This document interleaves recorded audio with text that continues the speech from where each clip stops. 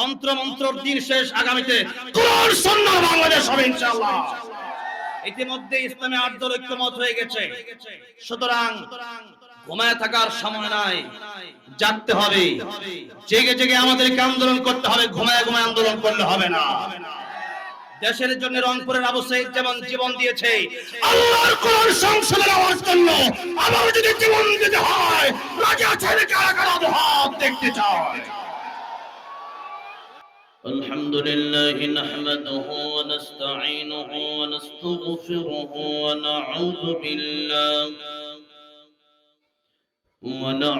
بالله من شرور أنفسنا ومن سيئات أعمالنا.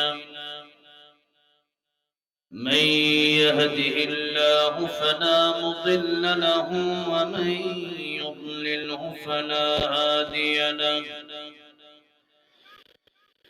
أشهد أن لا إله إلا الله وحده لا شريك له، ونشهد أن سيدنا وحبيبنا ومولانا محمدا عبده ورسوله الذي أرسله بالحق بشيرا ونذيرا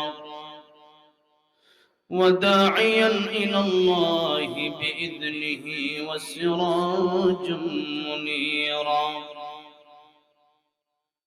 أما بعد فقد قال الله تعالى في كلامه المجيد وفي فرقانه الحميد: أعوذ بالله من الشيطان الرجيم.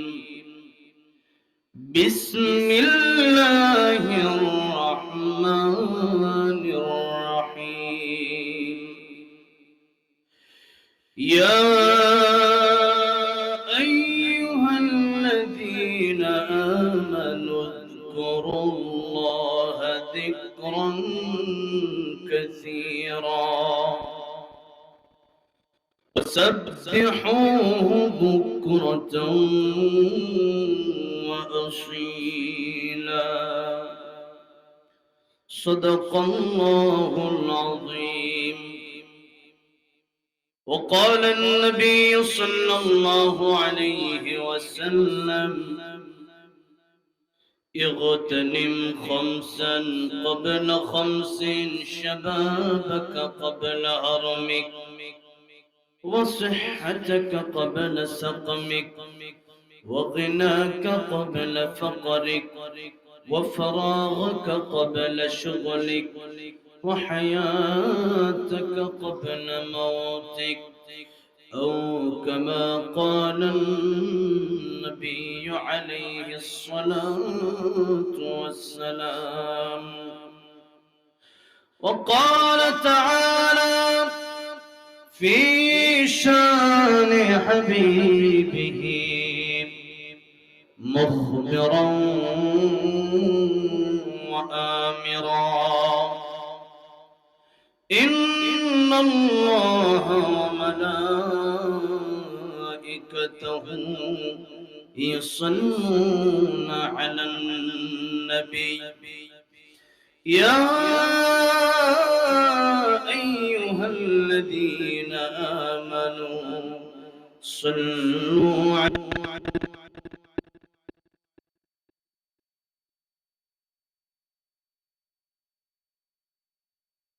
محمد وعلى آل محمد كما صليت على إبراهيم وعلى آل إبراهيم إنك حميد مجيد.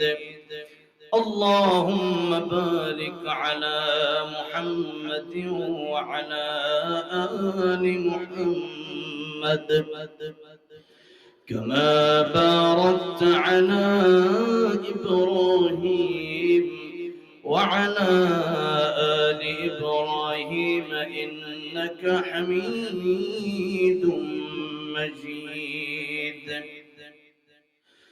হাজার ব্যথা বেদনার পরে ফিরে আসনি তুমি আপন ঘরে হাজার ব্যথা বেদনার পরে ফিরে আসনি তুমি আপন ঘরে দিনের আলো তুমি ছড়িয়ে দিতে চলে গেলে মদিনায় মক্কা ছেড়ে হে রাসূল তোমাকে ভুলি আমি কেমন করে হে রাসূল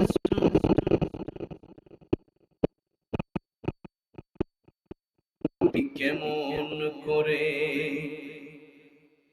খেয়ে না খেয়ে দিন প্রচারের কাজে নিজেকে দিয়েছ বিলিয়ে তাই ফের কাফেরেরা চিনল না এই আলো দুষ্ট ছেলেদের পিছু দিল লিলিয়ে পাথরের আঘাতে ক্ষত বিক্ষত হয়ে সারা শরীর থেকে রক্ত ঝরে হে রাসূল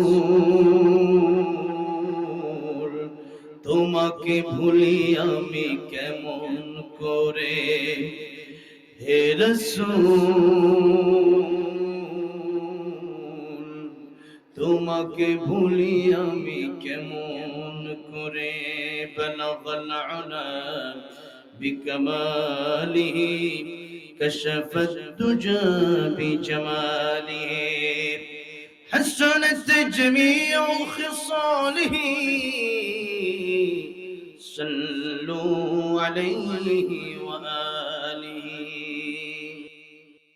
মদিনাতুল উলুম হাফিজিয়া মাদ্রাসার উদ্যোগে আয়োজিত আজকের এই প্রোগ্রাম আজকের তাফসীরুল কোরআন মাহফিলের সম্মানিত শ্রদ্ধাভাজন সভাপতি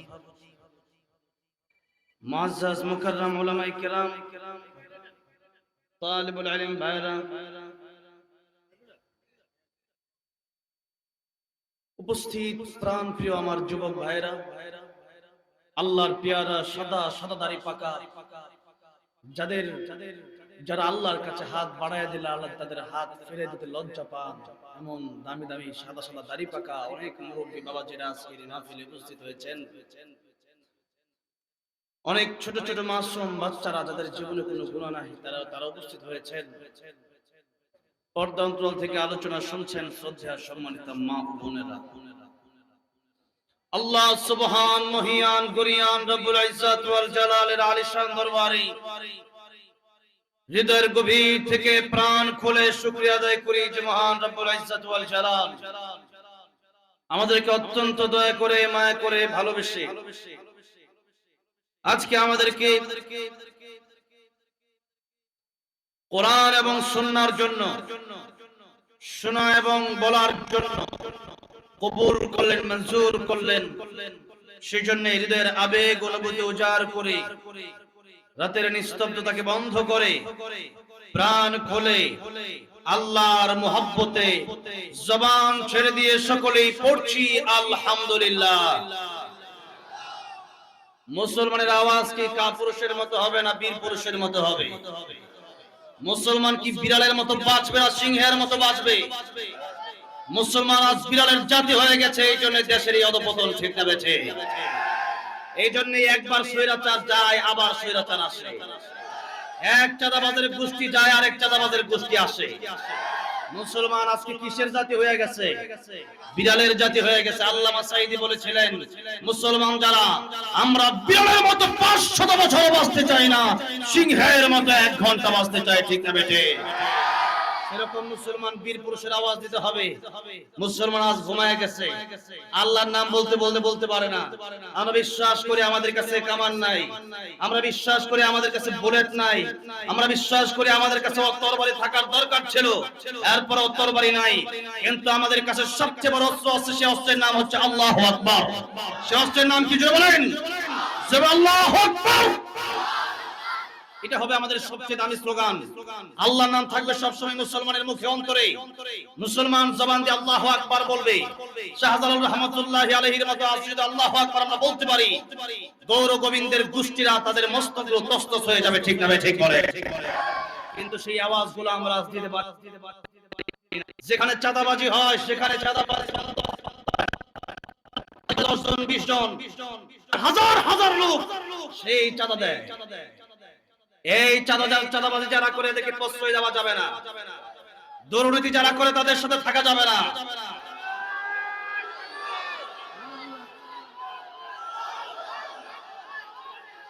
দলমত নির্বিশেষে আমাদেরকে হাত নামান, দলমত নির্বিশেষে আমাদেরকে এক হতে হবে। ওয়াতাসিমু বিহাবলিল্লাহি জামিআন ওয়া লা তাফাররাকু।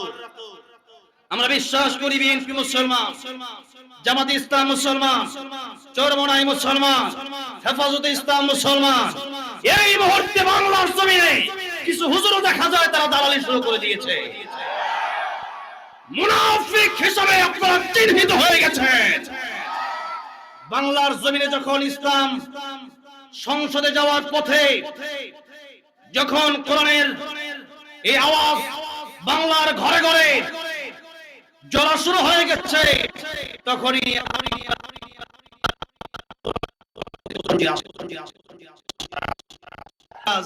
বন্ধ করে দেন, না হলে নৌকা দুইটাই হারাবে।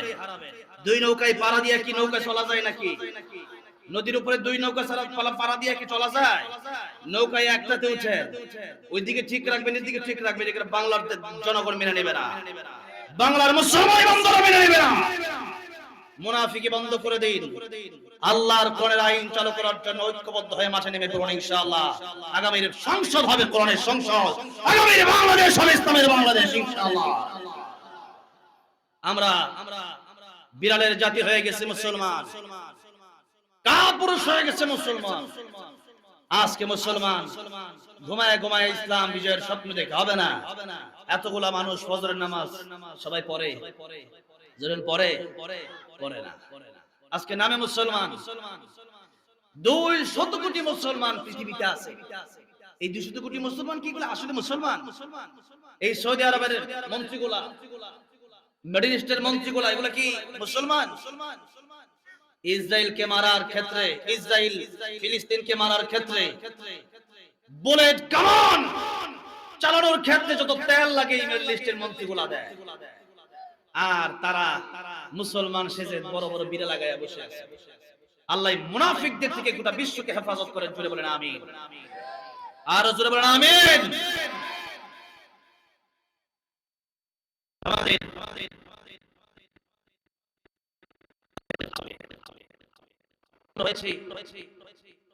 মুসলমান হয়ে আর কাছে যদি মুসলমান না হতে পারি, এই ঈমান দিয়ে জান্নাতে যাওয়া যাবে না। আজকে আমরা মনে করি যে আমাদের ঈমান খুব পাকাপোক্ত, আমরা জান্নাতি হয়ে গেছি, কিন্তু কোরআন পড়তে পারি না আফসোস, নামাজ পড়ি না আফসোস। গান বাজনা, অশ্লীলতা, ডিজে কনসার্ট, জেনা ব্যভিচার, মাদক জুয়া, সুদ ঘুষ, চুরি ডাকাতি, এই সব কিছু কারা করছে দেশে? মুসলমান না হিন্দুরা? মুসলমানরা করে না এগুলো? করে কি করে না বলে? আজ সে মুসলমান আছে, কিন্তু সত্যিকারের খাঁটি মুসলমান পাওয়ার কঠিন। ঠিক না বেঠে? যখন মিষ্টি খাওয়ার সময় হয় তখন মুসলমান পাওয়া যায়, যখন যুদ্ধের কথা বলা হয় তখন মুসলমান পাওয়া যায় না, যখন নাকি কাইলুলার কথা বলা হয় মুসলমান পাওয়া যায়, যখন নাকি দ্বীন ও ইসলামীরা আন্দোলনের কথা বলা হয় তখন মুসলমান খুঁজে পাওয়া যায় না। সেজন্য ইসলাম আমরা আজকে অর্ধেক মানি, কিন্তু ইসলামকে অর্ধেক মানলে হবে না, পরিপূর্ণ মানতে হবে? কে বলেছেন? আল্লাহ রাব্বুল আলামিন বলেন, ইয়া আইয়ুহাল্লাযীনা আমানু দুখুলু ফিসসিলমি কাফা। হে বান্দারা, পরিপূর্ণ মুসলমান হও, উদখুলু প্রবেশ করো ফিসসিলমি, ইসলামের মধ্যে।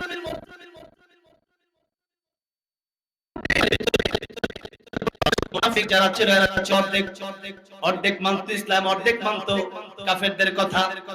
যখন নামাজের সময় হতো, 4 ওয়াক্ত পড়তো, ফজরের সময় হয়ে গেলে পরে মুনাফিকদেরকে আর নামাজে খুঁজে পাওয়া যেত না। মুনাফিকদের আলামত হচ্ছে 4 ওয়াক্ত পড়বে, 1 ওয়াক্ত পড়বে না। ওই ওয়াক্ত কোন ওয়াক্ত? ফজরের ওয়াক্ত মুনাফিক পড়ে।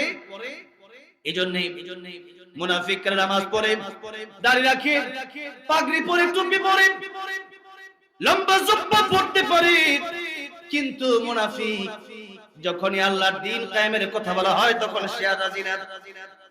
এই জন্য একজন কবি বলেছেন, সুন্নাত নয় শুধু দাওয়াতের মেহমান, সুন্নাত নয় শুধু খাওয়া শেষে মধুপান, আরো কিছু সুন্নাত আছে তুমি জানো কি? জানলেও জীবনে কখনো তা মানো কি? জানলেও জীবনে কখনো তা মানো কি? সুন্নাত শুধু নয় বকরি চড়াতে যাওয়া, আর সুন্নাত হলো পাথরের আঘাত খাওয়া। ঠিক না বেঠে?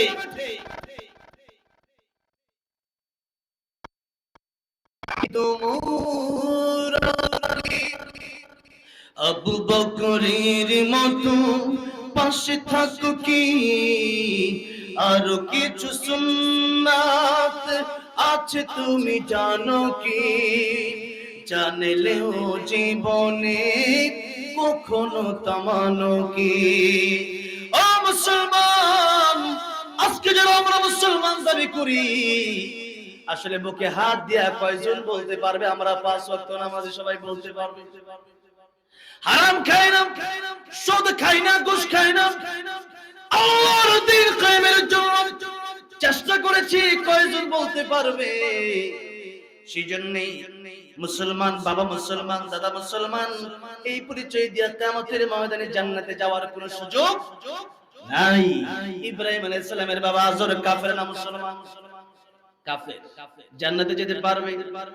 কিয়ামতের ময়দানে সন্তানের পরিচয় দিয়ে জান্নাতে যেতে পারবে না। আবু তালিব আমার নবী রাহমাতুল লিল আলামিন নবী, আমার নবীর পরিচয় দিয়েও আবু তালিব ভাতিজার পরিচয় দিয়ে জান্নাতে যেতে পারবে না।